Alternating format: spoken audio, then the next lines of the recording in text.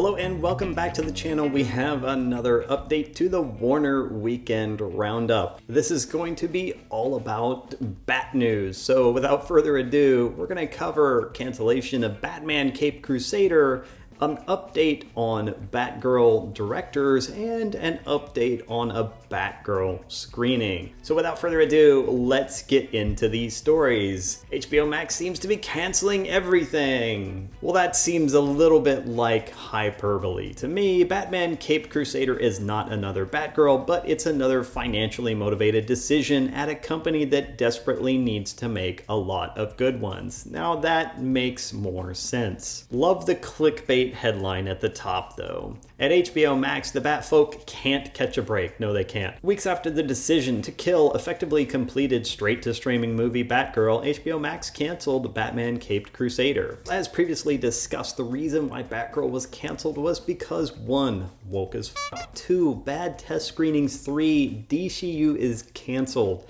and 4. It couldn't be adapted to a theatrical strategy because, well, see points 3, 2, and 1.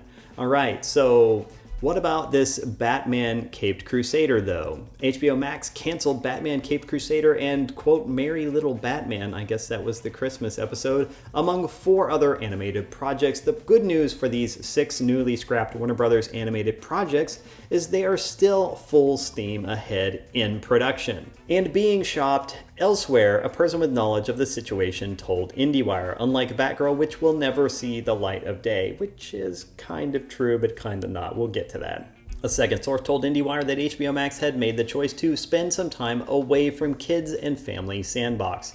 And this makes sense when you hear why. It's a crowded and expensive field. Indeed it is. And HBO Max isn't a breakout brand for that type of programming. No, they're not. When people think of kids shows, they think of, well, these next two, Disney Plus for one, and Netflix. Now Disney Plus and Netflix will vie for the kids market, one with no opportunity for ad revenue. Both made a pledge to let programming run commercial free. But it is also the future of the streamers' plans for revenue growth. That sounds a little weird. If this is their future for revenue growth and they're not going to run any ad, well, that's on them. We'll see how that turns out. Forfeiting the championship match. It's a bold strategy, Cotton. Let's see if it pays off for him. Previous HBO Max overseers Jason Kilar and Ann Sarnoff were so dedicated to building then Warner Media's streaming portfolio that they didn't ask if they should do a thing. That they released Warner's entire 2021 slate day and date on HBO Max, infuriating theater owners and talent alike. And they didn't ask if they should do a thing, they just asked if they could do a thing. And it didn't turn out to be, well, let's just say it didn't turn out to be profitable. Now that won't happen under Zaslav, but these new strategies present a similar but different charm offensive. Now, I will interject a little bit something here, and that is that I do recognize that in the grips of COVID, that there were certain things that, well, just probably needed to be done. And a lot of projects were never going to see the light of day in theaters. It just wasn't going to happen. Or it wasn't going to happen for years and years. And they didn't want to wait that long. And instead, they used this as an opportunity to drive growth towards HBO Max. Now, in the end, was that worth it? Did they drive enough growth towards HBO Max? Not something that you or I can say. Probably a question for David Zaslav. I'm guessing he's not too happy though, but they ended up where they ended up. They ended up on the chopping block, and they ended up being bought by Discovery, and as a result, things are changing. Now, production on Batman Caped Crusader is far along, the first person who spoke for the story told us, and it is, quote, business as usual at animation tables and within editing bays and the voiceover studio. Though HBO Max no longer wants these 6 projects, it is the sister studio's prerogative to see production through and pitch them to other networks and streamers. And this is exactly what David Zaslav was talking about in the second quarter earnings call. He has said that he was going to keep key franchises, key properties as tentpole properties within the Warner Brothers Discovery brand, and they would stay after theatrical release. They would go to that HBO Max, Discovery Plus, what now combined merging streaming platform. But that other properties that weren't tentpole franchise properties would be licensed out to other streamers if it would make sense from a money standpoint and they could make a profit off of it. And that's what it all boils down to. Again, I will say it again in the third video for today about Warner Brothers Discovery News, pivot to profit. That is what Zaslav is all about. That will always be his guiding star. Making money is okay, that it's not about the message and losing dollars to communicate the message. He thinks it's about entertaining people and making money while doing that. Wow, that's just crazy talk apparently. In these times, well, actually not in these times, but definitely a few years ago, that was crazy talk. But that is not where we are at anymore. The abandonment of all of the woke programming is in full swing at HBO Max, at Warner Brothers Discovery. And the reason why is because it doesn't make money. It doesn't make financial sense. And we've said this was going to happen. Tons of channels all over YouTube have said and talked about how this was going to happen. The pendulum was going to swing back to the other side, and it was going to happen. And they've been talking about it for years, and now we're there. And that's what it's all about. This is simply a financial decision. These aren't key properties, animation and whatnot. They can tend to be shopped anywhere. And that means they will be shopped. They'll be shopped at, well, it talks about it right here. Any landing pad will be outside of the sizable Warner Brothers Discovery umbrella, we're told. Think Netflix, Amazon, and Hulu.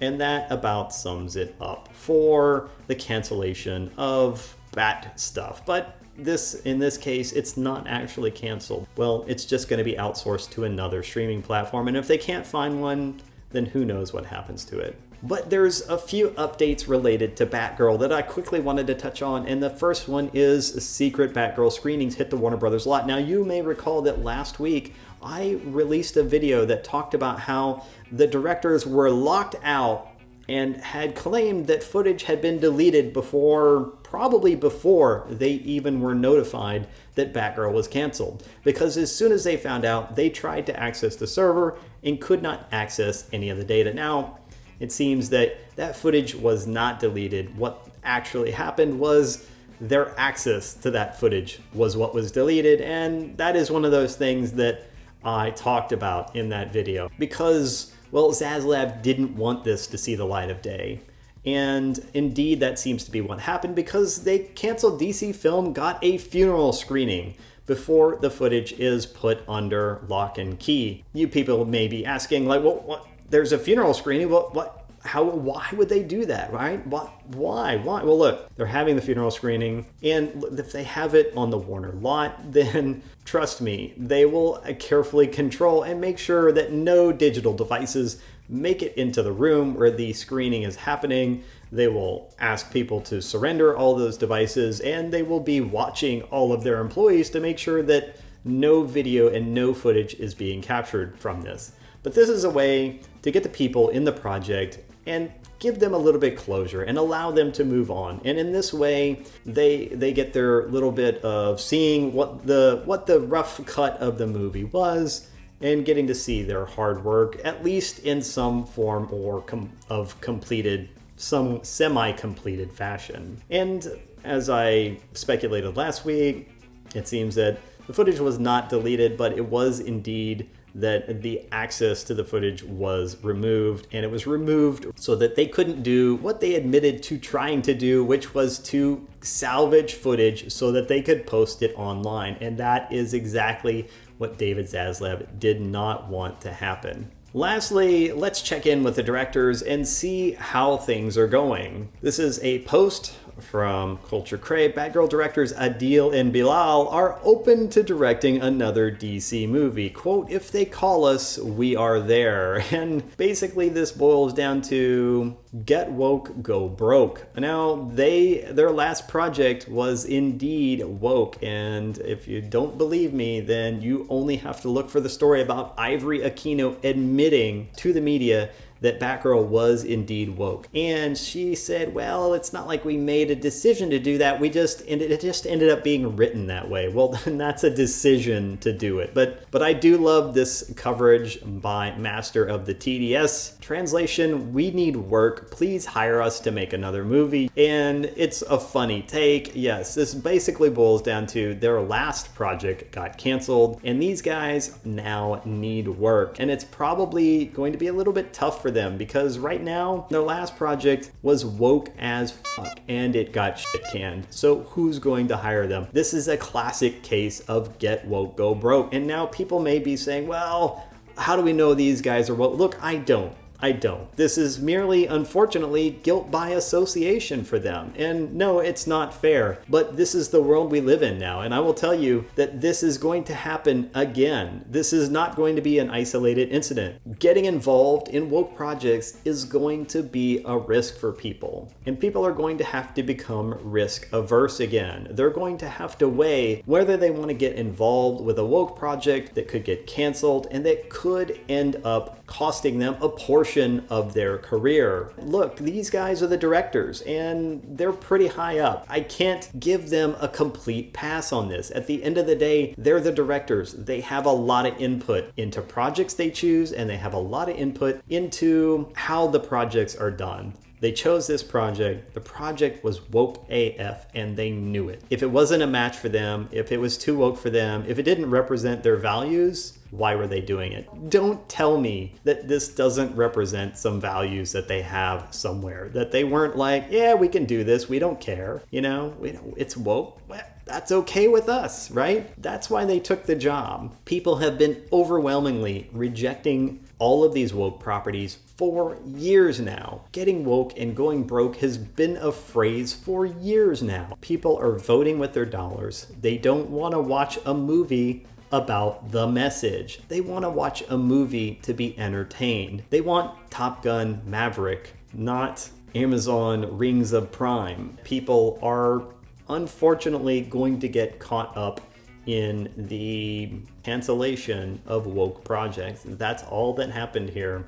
Doesn't mean they're bad people. I'm not arguing anything like that. At the end of the day, they knew this project was woke. They decided to do that anyways. They wanted to be a part of it. So at least a part of them is okay with this kind of messaging over entertainment. And they took this risk and it has come back to haunt them. And that's it. But let me know what you think in the comments below. How do you feel about these guys getting woke and going broke? Let me know in the comments below. In the meantime, if you want to continue to smash the narrative, then smash the like, subscribe, and share buttons, and I will see you in the next video. Have a nice day.